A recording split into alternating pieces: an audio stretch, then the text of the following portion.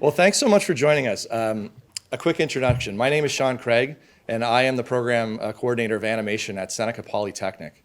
For those of you who aren't aware, Seneca Polytechnic is one of the largest colleges in Canada, and we are located in Toronto. So Seneca offers a variety of programs in the visual arts space, and today we're here to talk about animation primarily, but we have a 3-year undergrad program in animation that I coordinate, as well as 3 postgraduate level 8-month certificate programs in 3D animation, game art and animation, and visual effects for film and television. So just give you a really brief overview of the 3-year program that we have before I turn it over to our moderator, is that our program is 3 years, like I mentioned, 6 semesters. Our base year, year 1, is a common art year for all students coming in, where the focus is really on animation art at a generalist level.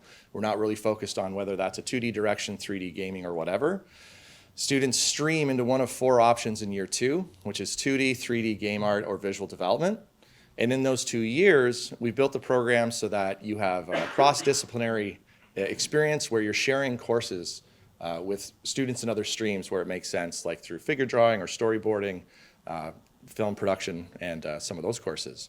We have capstone projects happening at the 3rd year level where you're doing group film work on 2D, 3D, you're building games in our game program, and you're world building with proof of concept and visual development. And the idea is that you're interacting with students across all of these 4 streams on your capstone projects to help support one another.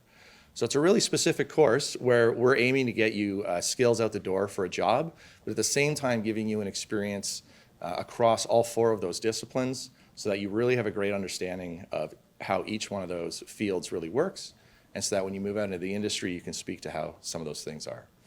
So we do have a booth. We're 1022, right across from Sony. You can't miss it. Just look for the massive lineup, and then look to the left, and then that's where we are.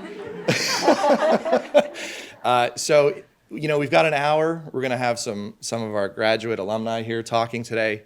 I'm sure we'll have lots of questions. If we end up getting to the end and there's more questions, I invite you all back to the booth. We can have a conversation. I'll be there.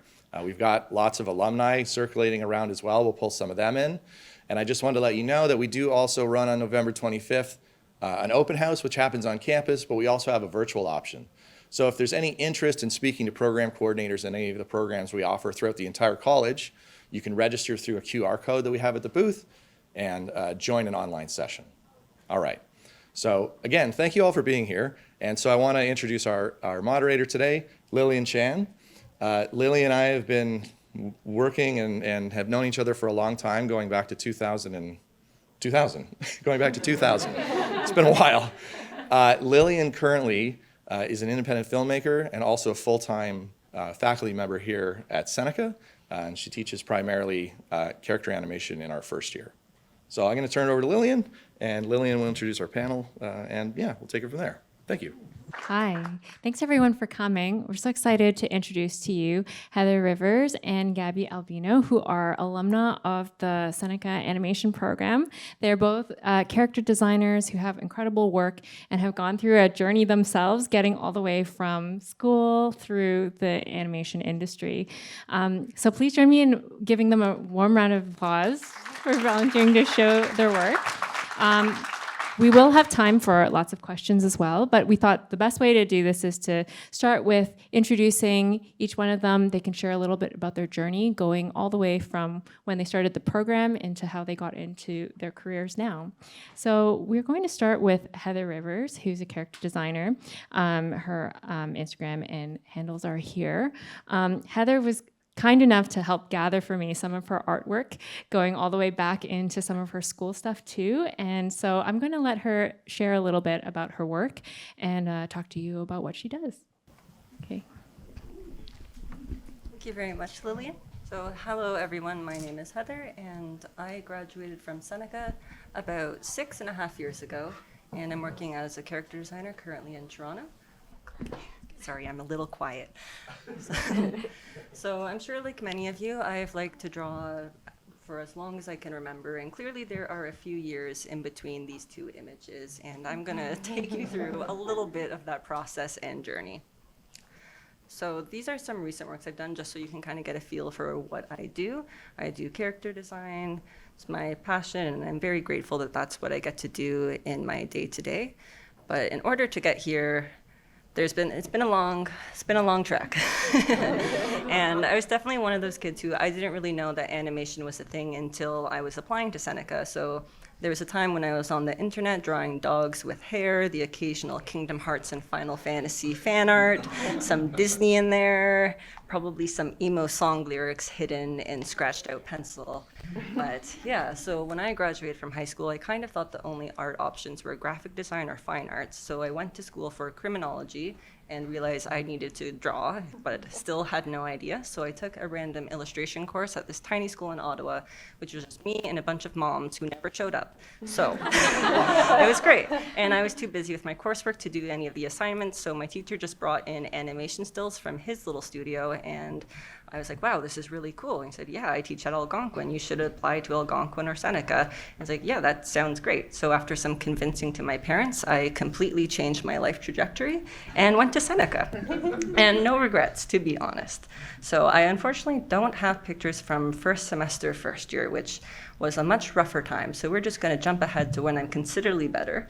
And you can see just a little sample of what we got to do. So as someone who had no idea what this industry entailed, school was really beneficial for me to get the chance to explore storyboarding, background, animation, layout, character design, just figure out what I like, what I don't like, and a lot of the principles help tie in. So even though I don't draw backgrounds now, being able to know perspective and how to ground my characters, how to draw cylinders and cubes in perspective, especially because, you know, arms are tubes and they move in different directions, all of that kind of connects. And I think just learning everything, getting that little taste is really helpful.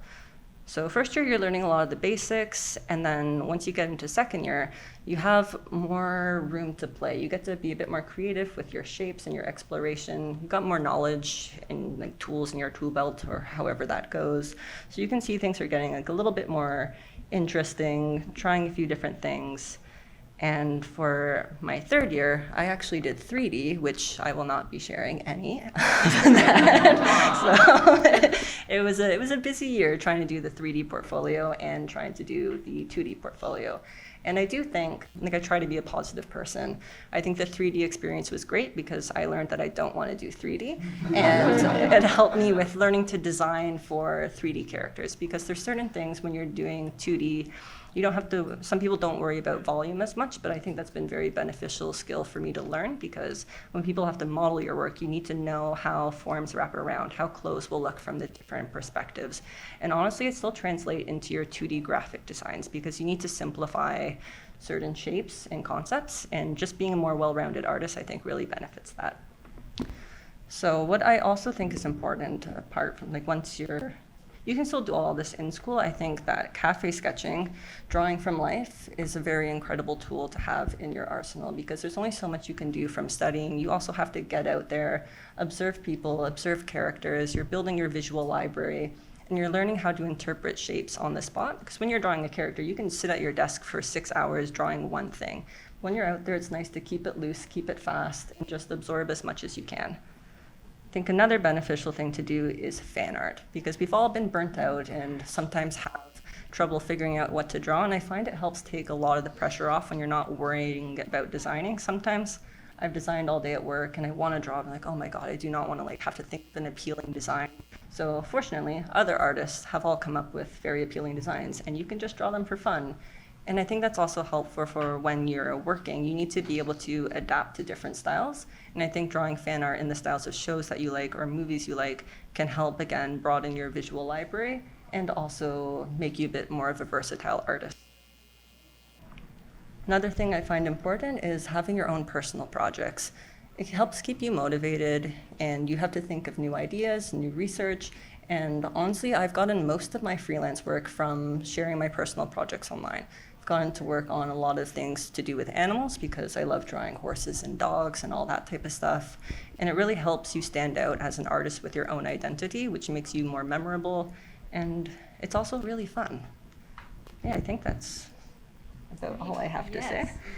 So Heather, just hearing you talk about how you went from 2D drawing and then you took a 3D program, that's 3D portion, and realized you didn't want to go into 3D. When did you realize that you wanted to do character design specifically? And then How did you shape your portfolio and your plans so that you could get a job in character design coming out? I pretty much knew once I was in first year and I met my core friend group, which is another great thing about school, finding friends with like-minded interests. We were very into visual development, and as I learned that I was very bad at backgrounds and not good enough at characters, I learned to prioritize one thing, and drawing characters standing still on a white backdrop just seemed like the smart move at the time, and I ended up really loving it. So that's kind of what I was focusing on through second year, third year, and beyond, always just trying to improve and better that. And it can be tough because there's so many things you have to think of when improving your work. So sometimes I would focus on life drawing because you need to have the structure and the anatomy in your designs. And maybe another week I would focus on gesture so I could have more storytelling and personality and posing in my characters. Sometimes expressions, sometimes color and clothing design. I think all of those different things are important. So I try to focus on them all in bite-sized amounts instead of doing everything all at once because it can get a bit overwhelming. And that's helped me progress the most, I believe, in my portfolio building process. Great. And then I don't know how many years now you've been out working as a character designer, but what was your first job? And then how have you moved through the industry doing character design work? So my first job out of school was at Elliott Animation. I was applying anywhere and everywhere because my choices were move back with my parents in Belleville or get a job. So there was a fire under my butt, and I messaged every studio in my city and in other parts of Canada, even ones that weren't hiring, and that is what actually landed me in my first job. So Elliott wasn't hiring at the time, but they asked me to come in anyway, and they basically made a job on me on the spot for doing development work. So for 3 years, I designed characters and came up with different styles for shows that would be in development. None of them have seen the light of day, which is unfortunately a part of this industry that we all groan about. Maybe they will when I'm 40 and I won't want to show it anymore, but who knows? Maybe it'll be fun. So yes, I did that for 3 years, and then I switched into posing for 1 year, which is when you draw the key poses that the animators will then in between and animate. And after that, I went to Nelvana to work on a couple of different cartoons one of them was specifically for Nelvana, and then some work for Nickelodeon. And I've hopped around doing different freelance, and I'm currently at House of Cool on a fun little show. And yeah, it's been kind of smooth sailing. I don't want to jinx it. I don't think there's wood in here to knock on, but so far so good. And each job becomes more fun, and I've got to work with really awesome people. And I've learned a lot on each contract, which is something I'm very grateful for. That's great. You talked about working with Nickelodeon, but you're Toronto-based. So do you work a lot with American companies or international studios? Most of the work that I do that's in-house or longer-term contract has been with Canadian studios, but we do get a lot of work from the States as it's being outsourced. And I have had some work from American studios on my freelance, but that tends to be more independent things and sometimes, honestly, more fun projects. I've got to do a lot more development work for some individuals in the States, and I've really enjoyed that. And it's nice that they don't feel limited to just hire within their own country. And the Canadian stuff, yeah, it really varies. There's definitely some projects that were more fun than others, but I've loved most of them. So hello, everyone. Thank you for coming. My name's Gabby, and I've been working as a character designer for 5+ years-ish in the Canadian animation industry. And this is my current icon. I did not put together a beautiful slideshow like Heather. I also teach part-time at Seneca College in the animation program on top of working full-time. So I wish that I had the time to put something together, but so this is going to be the less pretty one. So just a warning. We'll see. So I really love drawing very whimsical, magical types of characters. And that all started when I was around 10 years old. I always loved drawing. And my story is a bit of a rare one because my dad's actually a storyboard artist. So I knew that animation existed from when I was a child. So I'm very lucky that way. When I was 10 years old, it was the first time I ever played my first Zelda game. And any Zelda fans here? Let's go. So yeah, that was the first time that I looked at characters and I was like, somebody must make these. I want to do that. Is that a job? And yeah, luckily my dad, since he's in animation, I approached him and I was like, is there a job for somebody that makes characters? And he said, yes, it's called a character designer. And I was like, wow, cool. So pretty much from that age, I knew that that's what I wanted to do. So I ended up going to an arts high school in Thornhill called St. Elizabeth. Sorry, I'm also realizing I'm supposed to be changing slides as I talk. So I went to an arts high school in Thornhill. So also lived in Toronto my whole life, side note. Yeah, so then I studied visual arts there. It was kind of part of my curriculum. It was specialized. And then I ended up applying to animation. And then I went to Seneca for 3 years, which was awesome. I specialized in 2D animation at the time, but now there's a viz dev stream, which I definitely would have taken if they had it while I was there. But you can now, so yay you.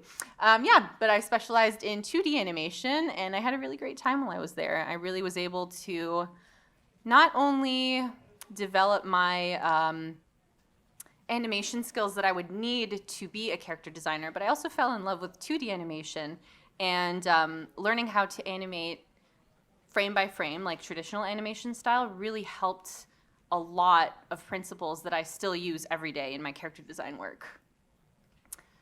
Yeah, what else should I talk about? Yeah, I've been working in the Toronto animation industry for 5+ years, as I said, and yeah, I've worked on preschool shows, adult TV shows, teen shows, 2D shows, 3D shows. It's been a lot of fun. I've done some development work as well, which has been good. So yeah, this is old, and a lot of this stuff is too. I don't have my like cringe old Seneca art, but it exists and it's out there. And if you scroll far enough down on my Instagram, you'll be able to find it. Yes, so I thought that was worth mentioning too. Great. Well, Gabby, we're talking a lot about your journey. So after you graduated from school, how did you get your first job, and what was the process like from graduation to starting to work? Yeah, so luckily, I knew a few people that were already working in the industry, one of which was my teacher. Wee Tran is his name. Is he still at Seneca? No, not at the moment. Oh, what a shame. He's a great guy. Anyway, so he was really awesome because so I started really working on my portfolio. I already had been working on it when I was in school. I really just kept working on it after I graduated. I went to Taffy, which is a Toronto animation festival, to just show my portfolio around. So I made some connections there. Yeah, and then I ended up having Wee be a really awesome connection because he ended up getting me my first job, which was at 9 Story. And that was super awesome of him. What did you do at 9 Story? Were you hired as a character designer? I was hired as a designer, but it was more like a builds artist, if anybody knows what that is. It's kind of like the step that comes before rigging. Mm-hmm. So I did a lot of rotations. I did mouth charts, hand charts, eye blinks and stuff like that. So that's how I got my start. It was a humble beginning, but very necessary in my trajectory. Yeah, and I think your goal was to become a character designer specifically. So how did you transition into that role from doing builds? Sure, yeah. So I kept on with builds for about 2 years, and I always made sure to update my portfolio in the meantime, and my portfolio is still never done. It will never be done, and that's a good thing. Because that just means that I get to keep designing more characters for my personal art. Okay, I blanked. So, when did I become a character designer? Yes. So, yeah, I kept working on my personal stuff. And then eventually I was able to build more of, I guess, a stronger character design portfolio. And then it got me noticed a little bit more. And I applied to a job at Mainframe Studios, and I became a fun pack artist. So what's a fun pack art, just in case? Yeah, no worries. Yeah, so a fun pack artist basically is a character designer, similar to builds, but you're making the characters yourself instead of somebody else designing them and then passing them off to you to rotate. Right. So you're actually designing and rotating your own characters, which is really cool. Yeah. Yeah. So I got to do characters as well as props. Great. So. And where do you work now? Are you still at Mainframe? Yes, so I moved around a bit. So I was at Mainframe, and then I went to Guru to work on my first 3D show, which was really cool. Also, the first time I ever got laid off, because there were a lot of Netflix cancellations happening at the time. Yes. Yes, yeah, I got to have that kind of fun. But yes, yeah, it was a scary time, but so, funny story again. So same guy who got me my first job, saw that I posted on LinkedIn, like, help me, I've been laid off. Sudden, it was so sudden. Like, I hope none of you ever experience a layoff, but it was essentially, I think I went to lunch. I got back to my desk, saw that there was a random meeting that was scheduled. I missed it, and then saw in the chat that it said, everyone stop work now. So I was like, whoa, okay, I just don't have a job anymore. Gosh. So yeah, that was intense. But yeah, essentially I was like, okay, I guess I have to look for a new job.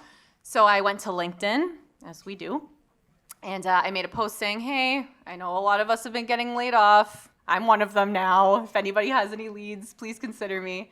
And so yeah, then we actually contacted me and then got me a job at House of Cool, which was really awesome. It's a wonderful studio. Yeah, That's again in great. Toronto. Yeah, Yeah. that's Yeah. a great story. Yeah.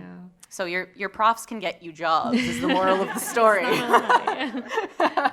That's great. So I noticed you have a lot of stuff on your Instagram as well. How do you keep your social media active? Like, what do you do to maintain your profile while you're working? Honestly, so social media for me is kind of just icing. I think I always want to make sure that I'm creating art that I love first and foremost. And if that's what I'm doing, then or I should paraphrase that, I will then post that on Instagram instead of being like, I need to make something for Instagram. It's been a while. Instead, I'll be like, I want to work on my craft. I want to create something I love. And then you put it on Instagram. Yeah. And yeah, then it represents who you are better, I find. So great. yeah, Yeah. it's not a frequent practice, but I think it's one that's true to myself and my art, and that's how I like it. Great. And Heather, I didn't ask you about your social media and your Instagram. Like, what do you do to keep yourself going and motivated and on your personal journey? Go through different phases depending on what month it is. Like, I remember this year I watched the second Spider-Verse movie and I suddenly felt super inspired, so I spent a while drawing fan art and I was uploading a lot to Instagram because it made me happy, and I was sharing art with my little community, and it kind of brought us all together, and I really love that artist community that we have. And so if I'm not drawing fan art, it's also just drawing things that I love, because back in the day I used to be one of those many people who would just, oh yeah, gotta post, gotta get more followers, gotta get likes, gotta get noticed, and you're just not doing your best work, and it gets very tiring. So now I just draw things that I enjoy drawing, that I'm proud of, trying new techniques, and then I share it because I want to share it, and I'm proud of it, and I hope that other people will like it too. And also social media can help get you jobs, and that's how I've gotten a lot of freelance. So you should post to Instagram, stuff that you love, I think. Can you talk about an example of that? Like, do people just DM you from the studios? I've had a few people DM for either personal commissions or like one of my, this woman from the States who she used to work at DreamWorks back in the day. I've done a few different freelance opportunities for her. She found me on Instagram through some dog drawings, and then I got to draw a bunch of foxes for her. And I've even got more freelance coming up for her soon, again with animals, and she just happened to find me on Instagram. Another one was my friend Aiden, who works at Nelvana. I think he just found me at some point on Instagram with how it works, and that's how I got, I think, 3 of my design jobs and upcoming freelance too. So you never know when it's going to happen. He just DM'd me like, hey, your work is great. I need an extra person on the show, and I think you'd be a good fit. Sometimes you have to do a design test. Sometimes you don't have to. I've only had to do 2 in my career, I believe. But yeah, you just never know what opportunities are going to arise. So yeah. Cool. And just out of curiosity, do you have any tips or advice for people who are either coming out of school, young grads, or thinking of going into animation school? What do you suggest for them in order to shape their work in a way that will help them be successful as they move into the industry? I think it's good to find a balance between finding your own unique voice and style and also learning your fundamentals, because you definitely need both. You don't want to spend so much time getting caught up in all the technical stuff that you don't have your own voice that's unique, but you also don't want to fall into that trap of it's my style and never improving and not being the versatile enough artist. So I think keeping your options open, finding artists that inspire you, and try to dissect their artwork and see what is it that you like, what makes it work, figure out, is it the shapes they use, the color that they use, and even just going out into the real world and drawing inspiration from that too. As long as whatever you're doing is you're passionate about it, that will help you want to draw more and add your own personal touch to all of your work. And people can see that. And a lot of the artists I follow, you can tell that they love what they do and it makes them memorable. And I think that will carry you through all the tough times in school or when you're in the workplace. Because at the end of the day, you love drawing, and that's what kind of gets you through those tough times.